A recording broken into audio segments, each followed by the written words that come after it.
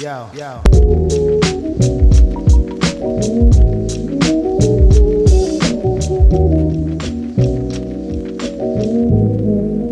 Hi, and welcome back to my next video. And in this video, I'm going to be talking to you about 5 different points as a caregiver you know about, you've heard about, you've definitely experienced it, but there's a high possibility you could have experienced it and not even realized it. And my first point that I want to talk about is physical tiredness. Well, this is not the regular tiredness that we probably experience on a day to day basis. In my terms, whenever I try to explain to somebody what I'm feeling, I would always say it's a tiredness from my soul. Because no matter how long you sleep for and you wake up, you don't feel fresh. And very interestingly, I've experienced this tiredness post an event or post an episode or post Sumi recovering from surgery. And so, what happens when I feel this tiredness is I definitely experience even more lack of sleep, and this tiredness gives me even more stress. And because of the lack of sleep, I have lack of energy, and because of the lack of energy, I feel that I need more energy, so I tend to eat more, and then I enter into the cycle of pain, where lack of sleep, excessive eating, more stress, putting on weight, and the circle continues. My second point that I want to talk about is compassion fatigue. Well, this is probably a term that is not commonly spoken about. And it was a term that even I was very newly introduced to because I was wondering what was happening to me. So, what happens when one experiences compassion fatigue? Well, it is a moment where you are actually completely tired of being compassionate and you're done with caring.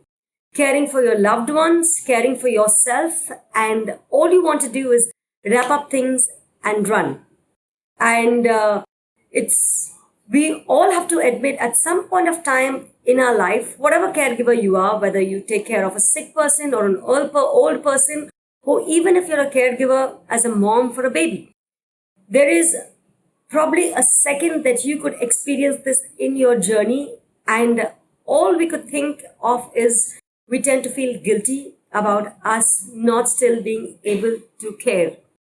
And I think that's something that I've learned personally in my journey, that it's important to notice when you're going through compassion fatigue, because if it crosses the line, it probably leads into you working on an auto mode, which I did speak about in one of my videos that I experienced during my pregnancy. As a caregiver, have you realized that you might have times that you find it extremely difficult to cope with decision making?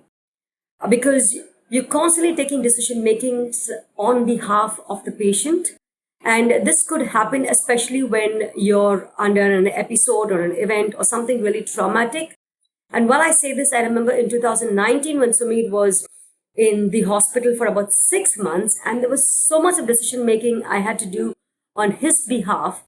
One of the things that used to really annoy me the most is when people ask me to take simple decisions. What do you want to eat? Where do you want to go? What do you want to wear? And those are the most irritating questions that I could have heard during that time. And I constantly used to wonder, why are these simple questions actually annoying me? It took me some time to realize that I was so tired of taking decision makings, and I also used to doubt the decision makings that I made.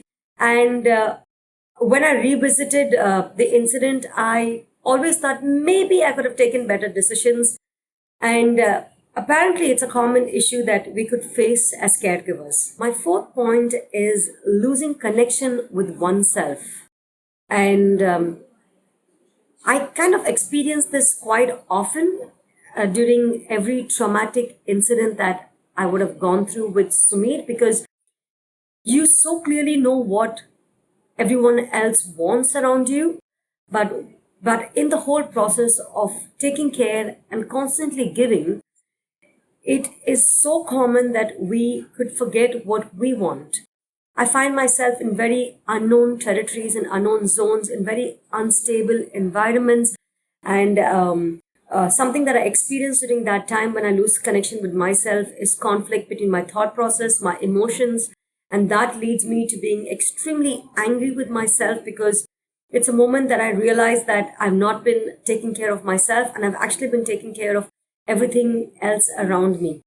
And something that actually worked for me is at that point of time when I realized this, I take a break and I enter my silent zone and I kind of just, no matter what is happening around me, I just come back and I sit in silence. And this would probably happen for a few days. And I actually cut off from the outside world. And it actually helps me to kind of come back to myself and with myself. The last and final point that I have here for you is the lack of understanding your purpose in life. Have you ever experienced that one moment where you've caught yourself thinking, what is my deeper purpose in life? What am I actually doing here? Is it for this just one person or just to deal with this one disease? Well, I've caught myself a number of times in this moment where I've realized and I know that my purpose in life is way bigger and far beyond this one person and this one disease. But I often get caught in that whirlpool of every time I try to grow beyond this, I see myself coming back to the same point every time we have an episode and I have to restart again and again. And it's something that I'm still working out and figuring out. But that brings me to the end of the 5 points that I had to offer to you in this video, something that I've experienced some point of time in my journey. And if you actually have something to offer to me, as always, I'm happy to hear from you. But this is me signing off and wishing you all a good day once again. God bless you all.